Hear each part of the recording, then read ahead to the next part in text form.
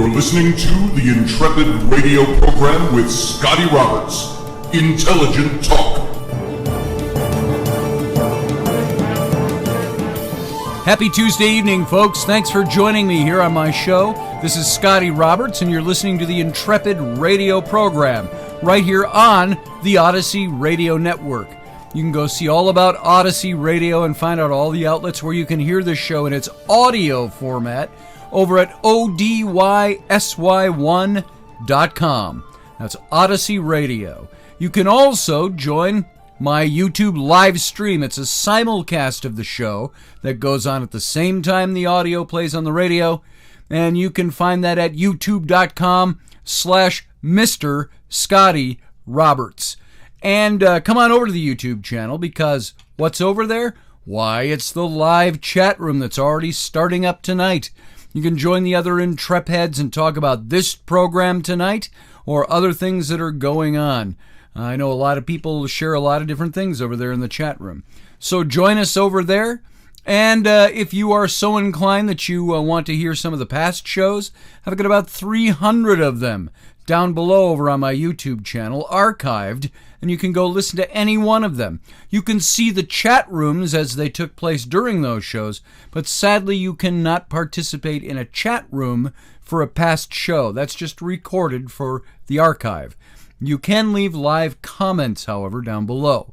So come on over. Also, go visit my friend John Penman right there, Penman Hats. Go to penmanhats.com for the best in bespoke and custom-made fedoras and other kinds of hats out there today. John Penman, penmanhats.com. All right, folks, let's pick up where we left off last night. We finished up with talking about Geronimo and the Apache, and I gave you a quote from Tatanka Yotanka, who is Sitting Bull, and let's do a little recap there and then get into the meat of tonight's show. And this is the lead up to the Dance of the Ghosts, or the Ghost Dance.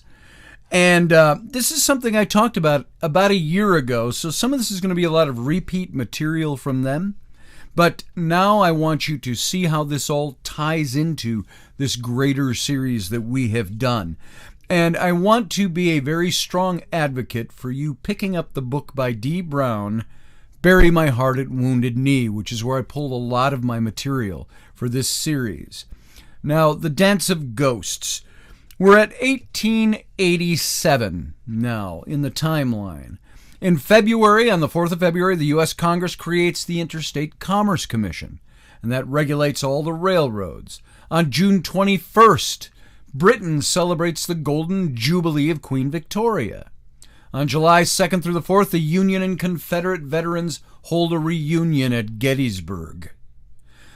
So you tell me today, if you saw my live stream on YouTube this morning, or I'm sorry, on Facebook this morning, I talked about how we can bridge those gaps between the different sides. This is what they did. That is about 20 years after the end of the Civil War. In 1888, on May 14th, Brazil abolishes slavery. On November 6th, Grover Cleveland receives more popular votes than Benjamin Harrison, but Harrison wins the presidency by the Electoral College. In 1889, on March 4th, Benjamin Harrison was inaugurated as president. March 23rd, President Harrison opens up Oklahoma. And this was for white settlement. And on March 31st, the Eiffel Tower is completed in Paris. And May 31st, 5,000 lose their lives in the Johnstown flood.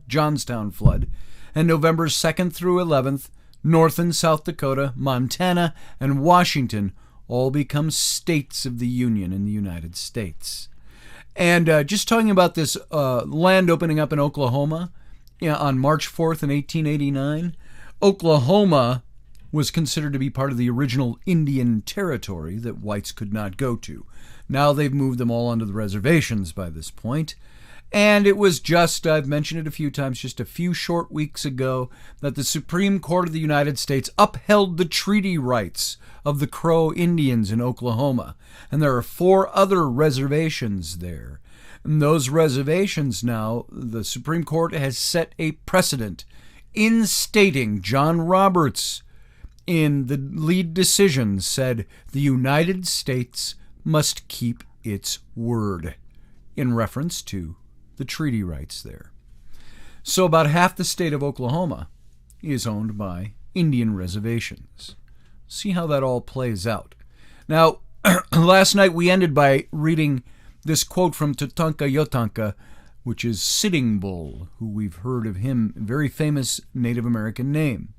He said, "If a man loses anything and goes back and looks carefully for it, he'll find it." And that is what the Indians are doing now when they ask you to give them the things that were promised them in the past. And I do not consider that they should be treated like beasts. And that is the reason I have grown up with the feelings I have. I feel that my country has gotten a bad name, and I want it to have a good name.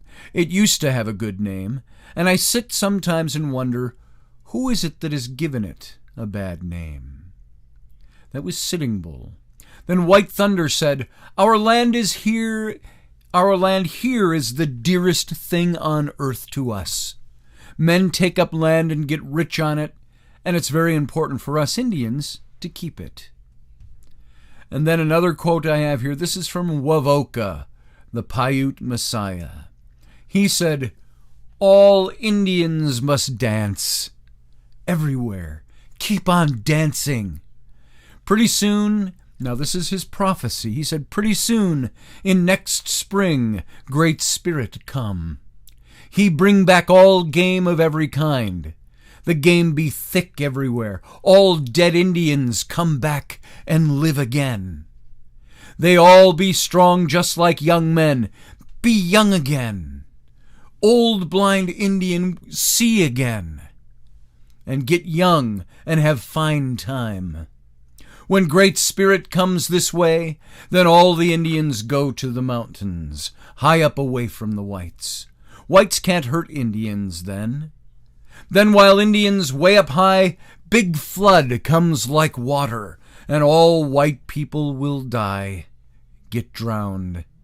After that, water go away.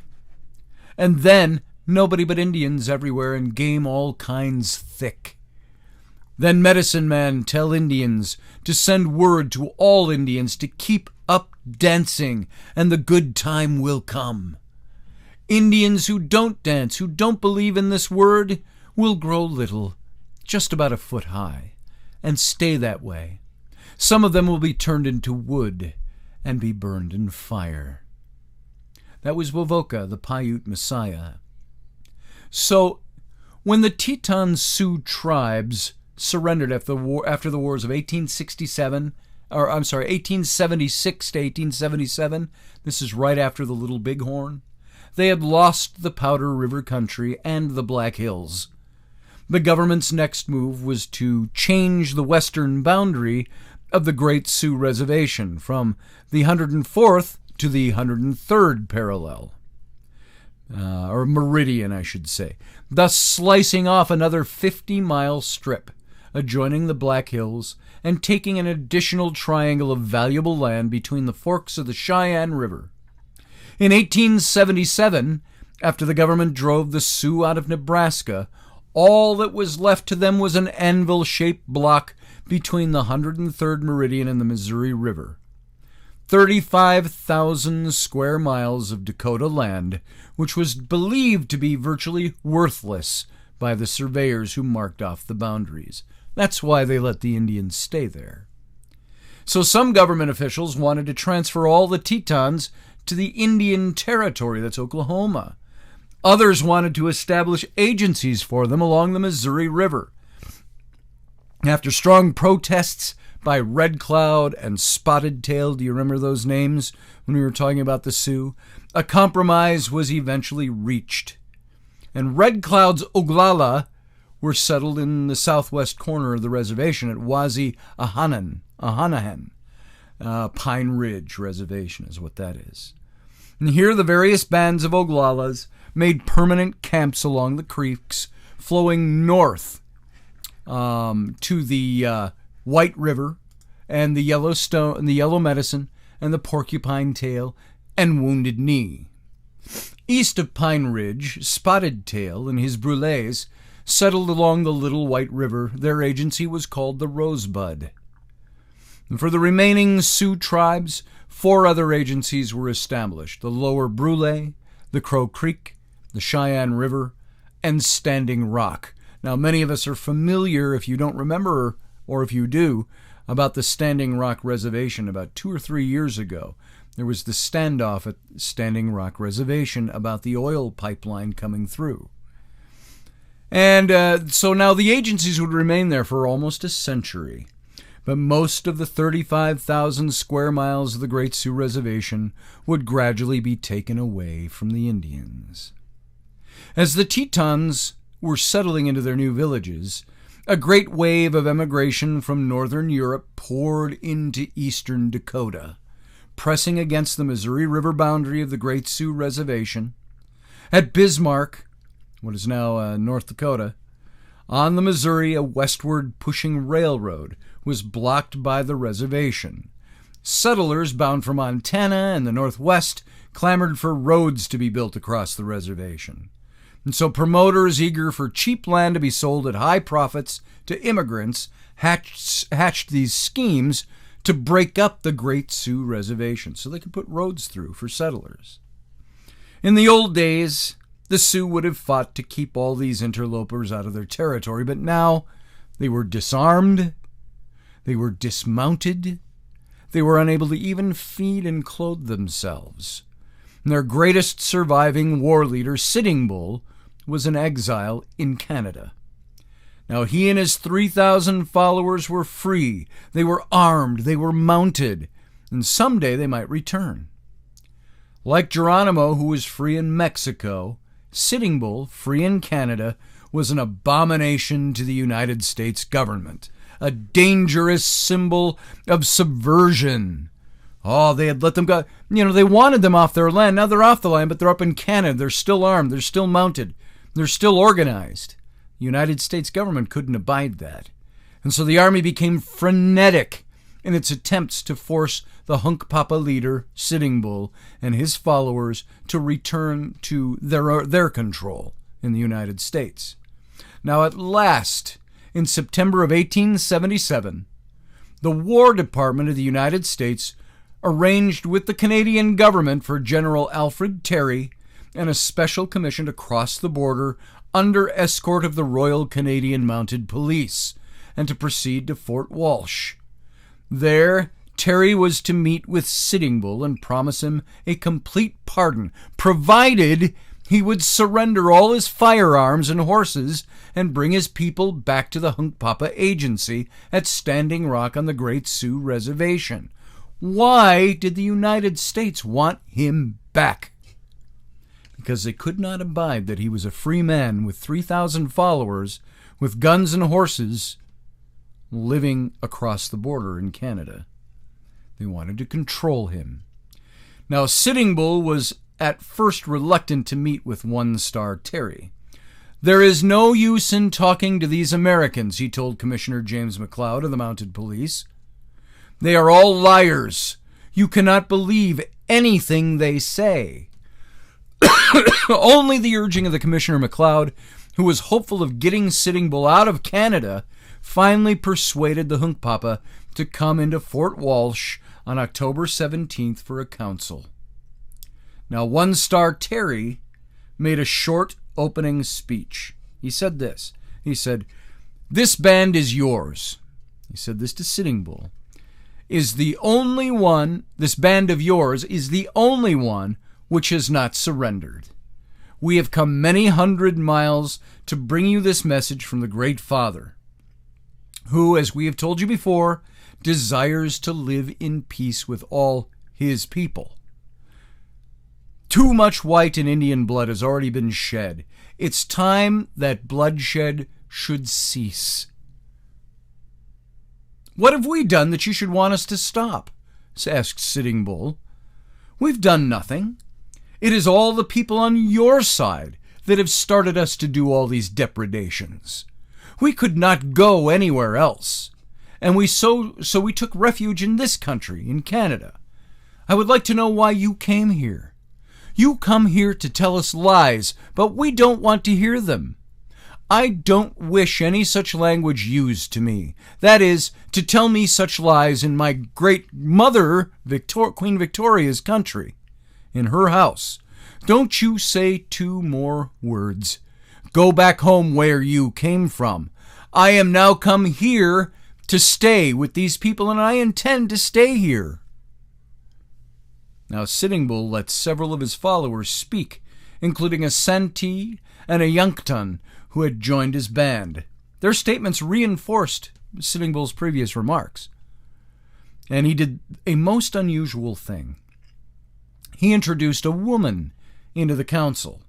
The One Who Speaks Once was her name. Some Indians afterward said that it was a deliberate insult to Terry, permitting a woman to speak in council with a visitor.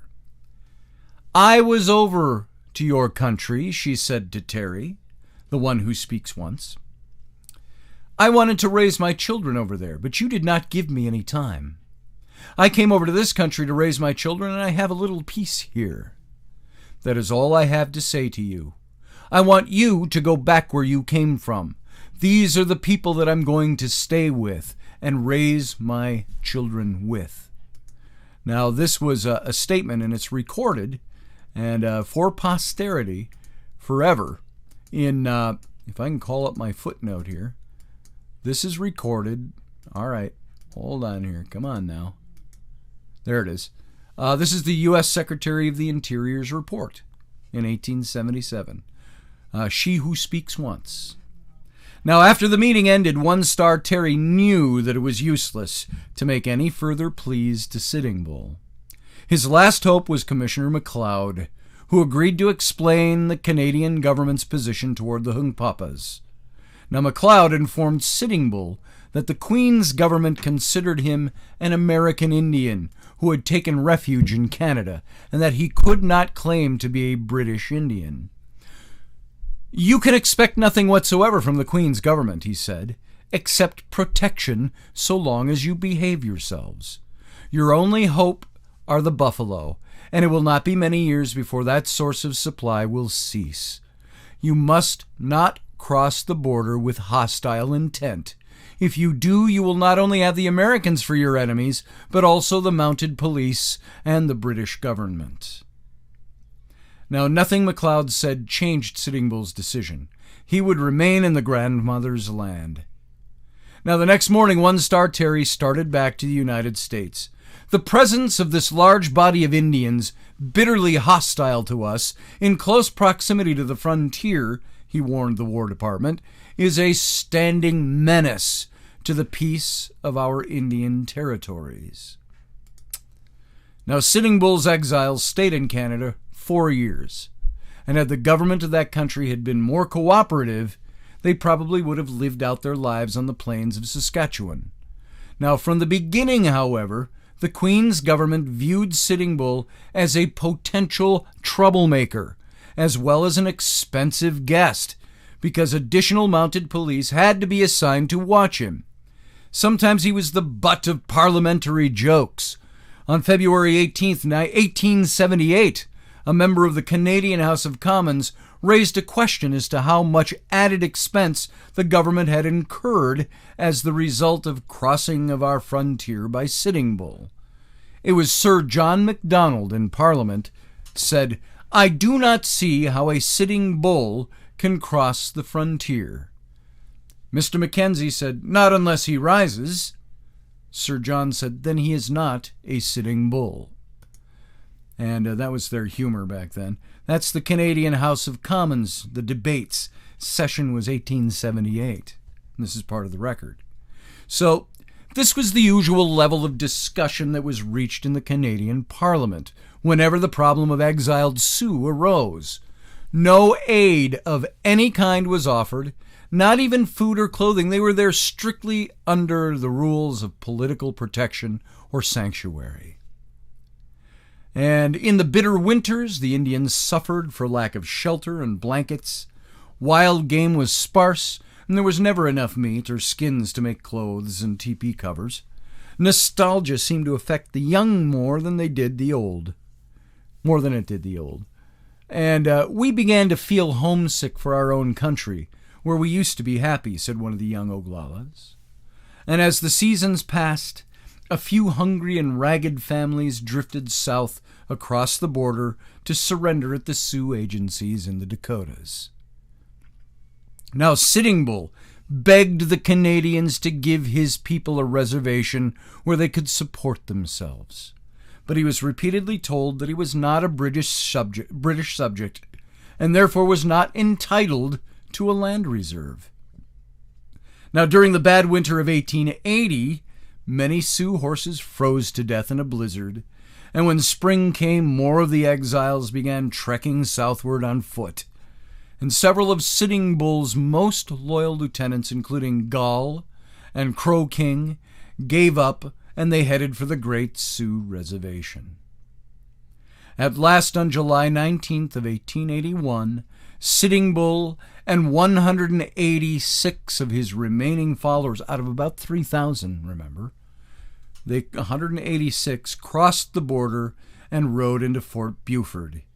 He was wearing a tattered calico shirt, a pair of shabby leggings, and a dirty blanket. He looked old and beaten when he surrendered his Winchester rifle to the commanding officer.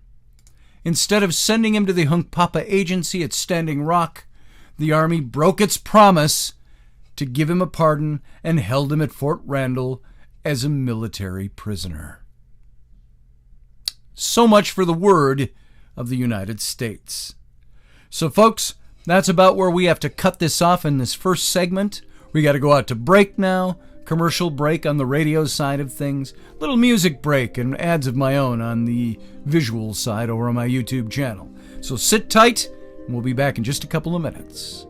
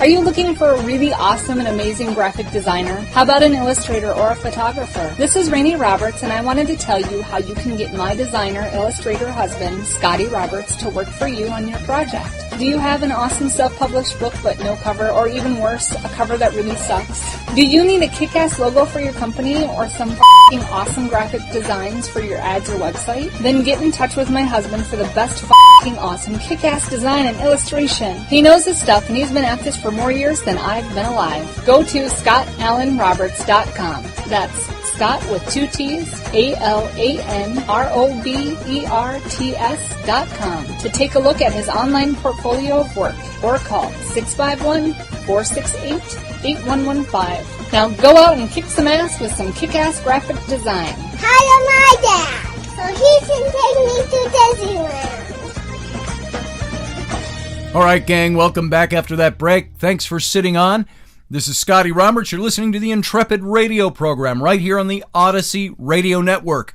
That's ODYSY1.com, where you can go find out all the goodness that is Odyssey Radio. At the same time, come on over, watch the video broadcast, simulcast, over on my YouTube channel.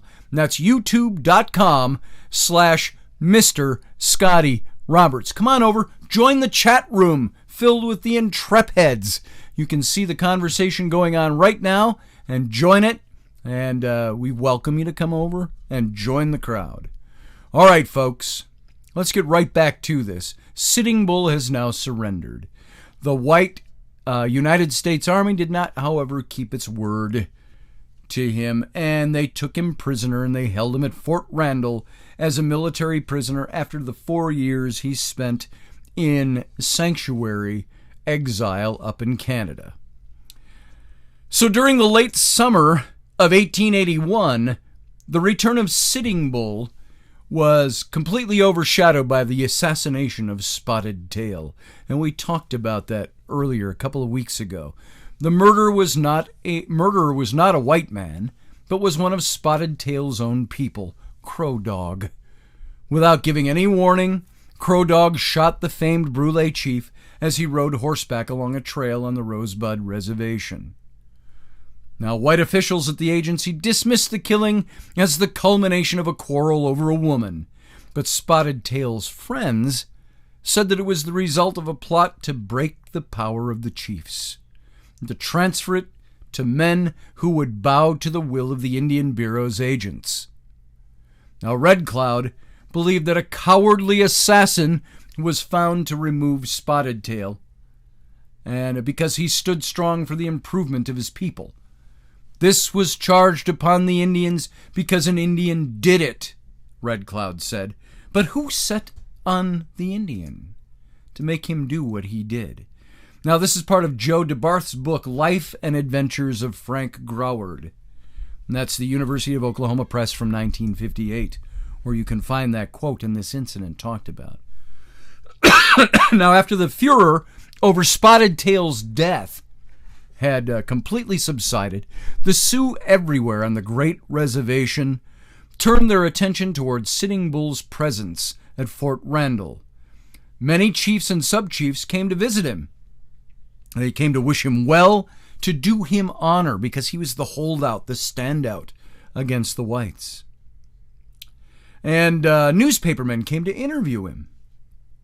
And instead of being beaten and forgotten as he had thought, Sitting Bull was incredibly famous. In 1882, representatives from the different Sioux agencies came to ask his advice concerning a new government proposal to break up the Great Reservation into smaller areas and sell about half the land for white settlement. Sitting Bull advised them, don't sell. The Sioux had no land to spare. Now, in spite of their resistance, the Sioux in 1882 came very near losing 14,000 square miles of territory to a commission headed up by Newton Edmonds, an expert at negotiating away the lands from the Indians. Now, keep in mind, this is 1882. This is 6 years now after the Battle of the Little Bighorn, the Battle of the Greasy Grass. And remember, that was one of the greatest defeats of the American army at the hands of the Indian. But it was very short-lived because it led to the absolute defeat of the American Indian, especially in that region. And so Newton Edmonds was the negotiator. His colleagues were Peter Shannon, a frontier lawyer, and James Teller. He was a brother of the new Secretary of the Interior. Now, accompanying them was a special interpreter, none other than the Reverend Samuel D. Hinman. We've heard his name before, who had been a missionary to the Sioux since the days of Little Crow. Hinman believed that the Indians, what they needed was less land and more Christianity. And so he was part of that entire movement to Christianize the Native American. Now, as the commission traveled from one agency to the other, Hinman told the chiefs that he was there to lay out different parts of the reservation for the 6 agencies. This was necessary, he said, so that the different Sioux tribes could claim the areas as their own and have them as long as they lived. Oh my God, the in perpetuity phrase comes up again. This was the phrase that you found in all the previous treaties. This treaty will stand in perpetuity, meaning the United States cannot revoke it and the Indians cannot revoke it unless we violate the treaty. And so what did the whites do? We've seen a systematic attempt by the whites to drive the Indians into revoking their own rights. They drove them to break the treaties, to defend themselves, to hunt their own buffalo. We've been this over and over and over and over again. So, Hinman told them that they were trying to lay out these 6 agencies, and it was necessary so they could claim these lands for as long as they lived. After we have laid out the reservations, Hinman told Red Cloud, the Great Father, the President of the United States, will give you 25,000 cows and 1,000 bulls. Now, by the way, this is part of the first session of the 48th Congress of the United States. This is the Senate report. So this is reported. 25,000 cows and 1,000 bulls. To obtain the livestock, however, the Sioux had to sign some papers, which the commissioners we brought these along. You just need to sign these papers.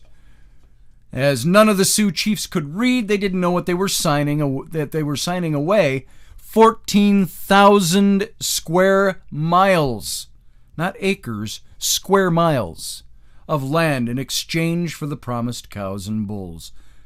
Nobody read the documents to them, and the Native Americans, they didn't read white people's writing. They didn't abide by contracts the same way the white man did. Their word was their bond.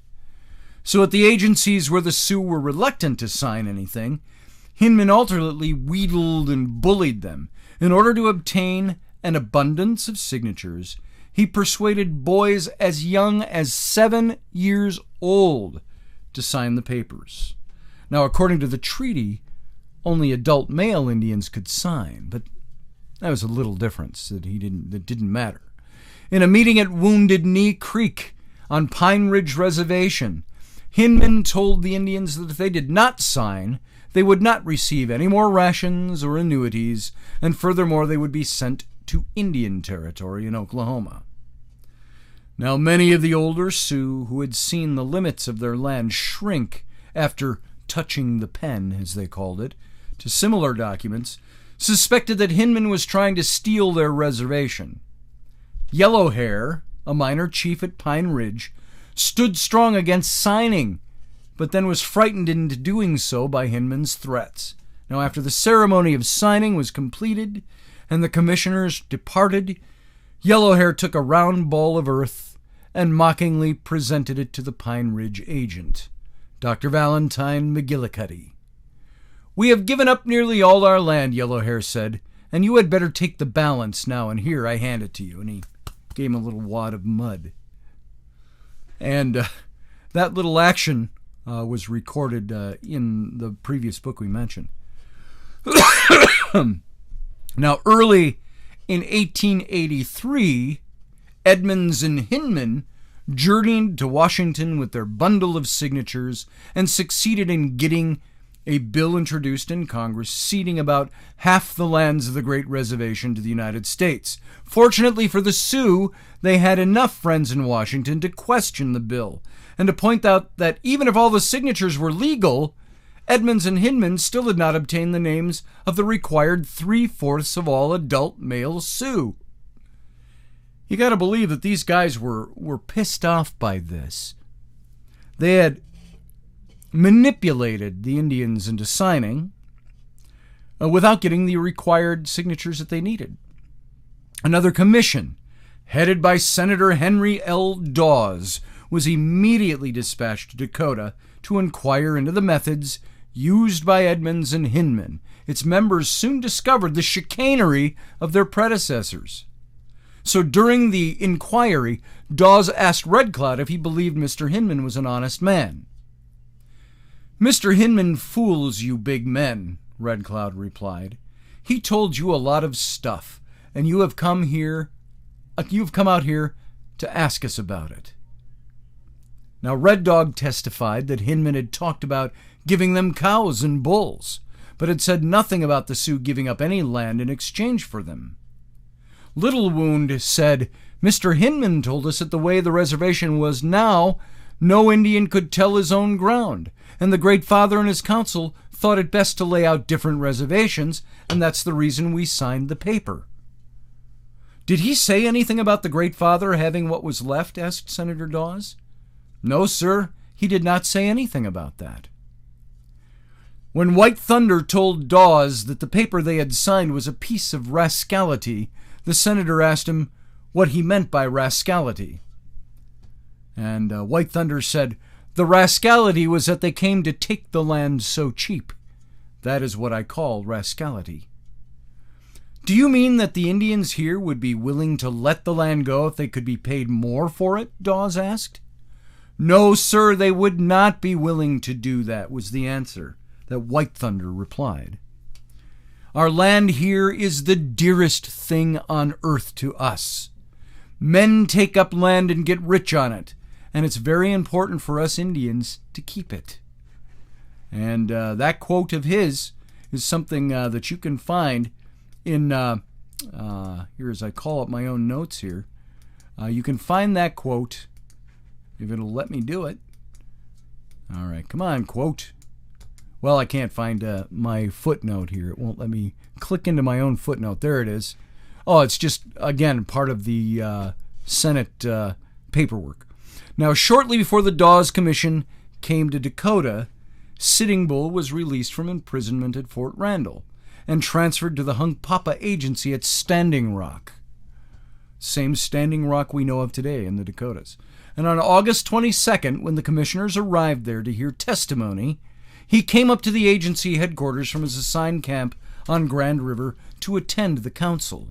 Now, the commissioners deliberately ignored the presence of the most famous living Sioux chief, inviting testimony first from Running Antelope and then from young John Grass, son of Old Grass, the chief of the Blackfoot Sioux. At last, Senator Dawes turned to the interpreter and said, Ask Sitting Bull if he has anything to say to the committee.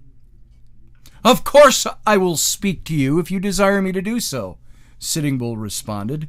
I suppose it is only such men as you desire to speak who must say anything.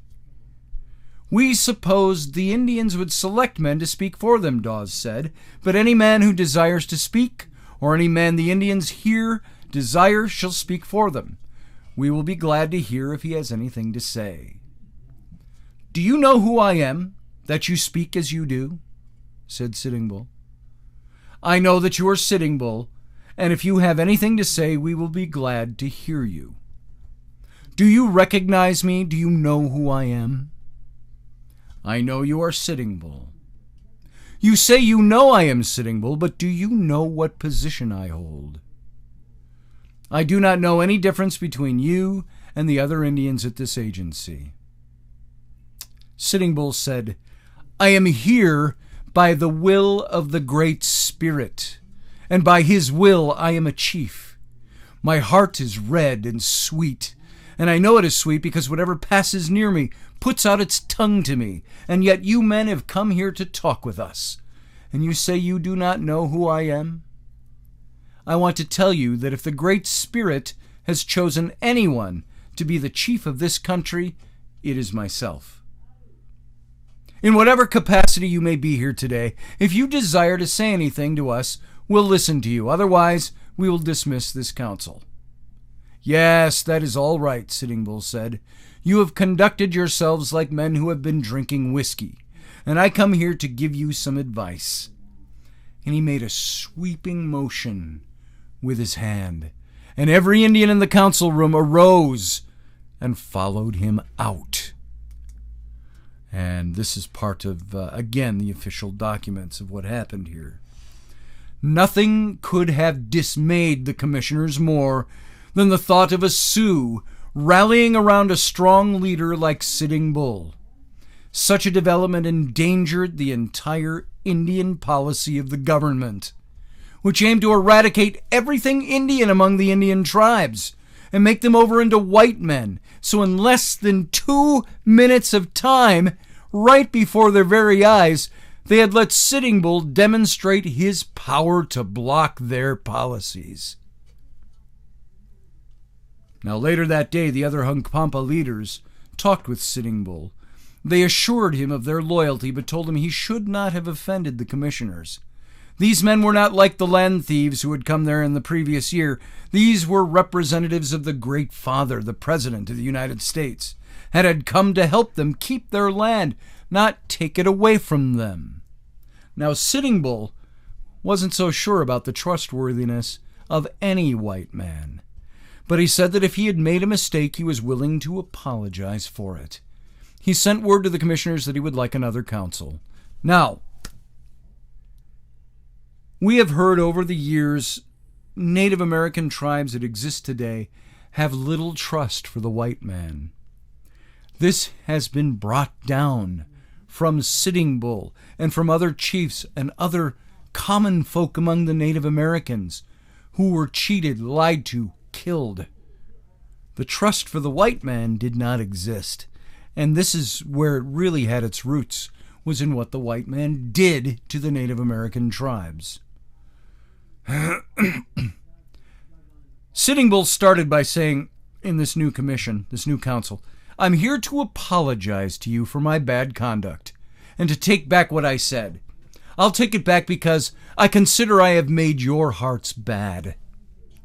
What I take back is what I said to cause the people to leave the council, and I want to apologize for leaving myself. Now, I will tell you my mind, and I will tell you everything straight. I know the Great Spirit is looking down upon me from above, and will hear what I say. Therefore, I will do my best to talk straight. And I am in the hopes that someone will listen to my wishes and help me to carry them out. He then reviewed the history of the Sioux during his lifetime. He listed the government's broken promises, but said that he had promised to travel the white man's path and would keep his promises. He said, if a man loses anything and goes back and looks carefully for it, he will find it. And that's what the Indians are doing now, when they ask you to give them the things that were promised them in the past. And I do not consider that they should be treated like beasts. And that's the reason I've grown up with the feelings I have. The Great Father sent me word that whatever he had against me in the past had been forgiven and thrown aside. And he would have nothing against me in the future. And I accepted his promises, and I came in. And he told me not to step aside from the white man's path, and I told him I would not. And I am doing my best to travel that path now. I feel that my country has gotten a bad name, and I want to have a good name. It used to have a good name, and I sit sometimes and wonder, who is it that has given it a bad name? Now, Sitting Bull went on to describe the condition of the Indians. They had none of the things that the white men had. If they were to become like white men, they must have tools, livestock, wagons, because that's the way white people make a living, right? Instead of accepting Sitting Bull's apology graciously and listening to what he had to say, the commissioners immediately launched an attack. Senator John Logan scolded Sitting Bull for breaking up the previous council, and then for accusing the committee members of being drunk. I want to say further that you are not a great chief of this country, Logan continued, that you have no following, no power, no control, and no right to any control. You are on an Indian reservation merely at the suffrance of the government. You are fed by the government. You are clothed by the government. This angers me just reading this response. You are fed by the government, clothed by the government. Your children are educated by the government. And all you have and are today is because of the government. If it were not for the government, you would be freezing and starving today in the mountains. I merely say these things to you to notify you that you cannot insult the people of the United States of America or its committees. The government feeds and clothes and educates your children now and desires to teach you to become farmers and to civilize you and to make you as white men. This was his response. This is part of the congressional document. Now, to speed the process of making the Sioux as white men, the Indian Bureau assigned James McLaughlin to head the agency at Standing Rock. McLaughlin, or Whitehair as the Indians called him, was a veteran of the Indian service. He was married to a half-breed Santee woman, and his superiors were confident that he could efficiently destroy the culture of the Sioux and replace it with the white man's civilization. The only way to make this right in the eyes of the white government was to destroy the culture of Native America and replace it with the culture of the white man. Now, after the departure of the Dawes Commission, Whitehair McLaughlin attempted to diminish Sitting Bull's influence by dealing with Gall in matters invoking the Hunkpapas and with John Grass for the Blackfoot Sioux. And every move was calculated to keep Sitting Bull in the background, to demonstrate to the Standing Rock Sioux that their old hero was powerless to lead or to help them. They had to dehumanize him. Now, Whitehair's maneuvers had no effect whatsoever on Sitting Bull's popularity with the Sioux. All visitors to the reservation, Indian or white, wanted to meet Sitting Bull. And he had grown very popular, and in the summer of 1883, when the Northern Pacific Railroad celebrated the driving of the last spike in its transcontinental track, one of the officials in charge of ceremonies decided it would be fitting for an Indian chief to be present to make a speech of welcome to the great father who was coming and other notables. Sitting Bull was their choice. No other Indian was even considered, and a young army officer who understood the Sioux language was assigned to work with the chief in preparation of a speech. It was to be delivered in Sioux and then translated by the officer. On September 8th, Sitting Bull and the young bluecoat arrived at Bismarck for the big celebration. They rode at the head of a parade and then sat on the speaker's platform. When Sitting Bull was introduced, he arose and began delivering his speech in Sioux. The young officer listened in dismay. Sitting Bull had changed the flowery text of welcome. You know what Sitting Bull said? "I hate all the white people. You are thieves and liars. You have taken away our land and made us outcasts." That's how he opened up his speech. And this was, you can find this quote of his, was written by Kate E. Glaspell in Incidents in the Life of a Pioneer, the North Dakota Historical Quarterly, Volume 8 from 1941. Now, knowing that only the army officer could understand what he was saying, Sitting Bull paused occasionally for applause at what he was saying. He bowed, he smiled, and then uttered a few more insults. At last he sat down, and the bewildered interpreter took his place. The officer had only a short translation written out, a few friendly phrases, but by adding several well-worn Indian metaphors, he brought the audience to its feet with a standing ovation for Sitting Bull. The Hunkpapa chief was so popular that the railroad officials took him to St. Paul, Minnesota for another ceremony just like this one. So I find this very comical. It's sad, but it's very comical. And Sitting Bull knew just what he was doing. So during the following summer, the Secretary of the Interior authorized a tour of 15 American cities for Sitting Bull. And his appearances created such a sensation that William F. Buffalo Bill Cody decided he had to add the famous chief to his Wild West show, Buffalo Bill's Wild West Show. And so the Indian Bureau offered some resistance to the proposal at first. But then Whitehair McLaughlin was queried, and he was enthusiastic. By all means, he said, let Sitting Bull go with the Wild West show. At Standing Rock, Sitting Bull was a constant symbol of Indian resistance, a continual defender of the Indian culture that McLaughlin was determined to eradicate. Whitehair would have liked to see Sitting Bull go on tour forever, in perpetuity. And so in the summer of 1885, Sitting Bull joined Buffalo Bill's Wild West show, traveling throughout the United States and into Canada. He drew tremendous crowds wherever he went. Boos and catcalls sometimes sounded for the Killer of Custer. But after each show, these same people pressed coins upon him for copies of his signed photograph.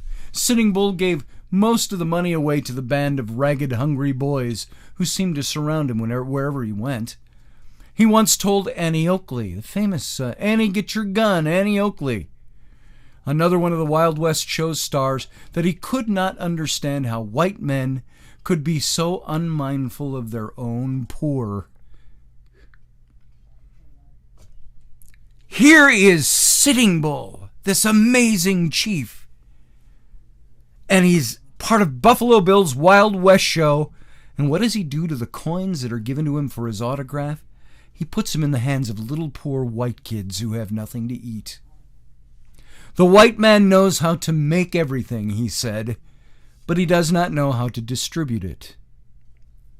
So after the season ended, Sitting Bull returned to Standing Rock with 2 farewell presents from Buffalo Bill: a huge white sombrero, a Mexican sombrero, and a performing horse. There are actually photographs of Sitting Bull wearing the white sombrero, and I did not call that up for today's show. Maybe I'll show that to you tomorrow. So we're almost out of time. I don't have time to go look one up. The white man knows nothing of how to make I jumped back a sentence in what I've got here.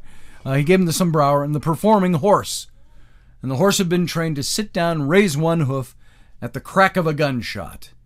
And in 1887, Buffalo Bill invited Sitting Bull to accompany his show on a tour of Europe. But the chief declined. I'm needed here, he said. There is more talk of taking our lands. And that's what he told Buffalo Bill, and he turned him down. And so, folks, we're at the end of tonight's show. We'll pick this up where we left off. There's more to Sitting Bull's story and the coming of the ghost dance. So sit tight. We're going to take a 23-hour break, and we'll be right back. Thanks for being here.